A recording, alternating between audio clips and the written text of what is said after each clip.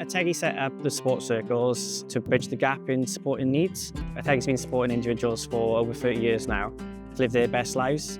So after the COVID pandemic, we tried to try to bridge the gap in supporting needs, which we felt there was a gap for individuals who don't meet the criteria for full-time support or paid support, but still need support, because we all need support in our lives at some point. It's filled up my week.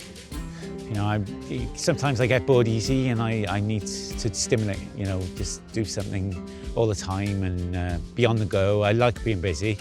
I like to be kept busy. All the staff, they all make time to talk to you as well, you know. Anyone you meet within Otegi is so friendly, so nice. It helped me feel more confident in myself, and it made me get out more. Before that, I wasn't getting out much.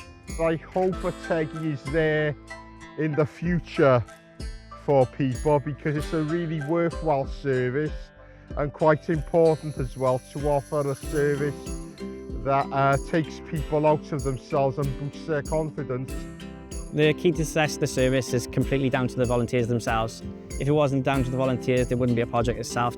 I'm quite privileged to be part of the sports circles and to lead it myself, but all the credit goes to the volunteers in the project, because without them there wouldn't be a service, and it's just a pleasure to see how much it means to the volunteers in the group. I've enjoyed every minute at Otegi, and I really enjoy being as a volunteer. We all support each other, so that's what the support circles are about. Long may it continue.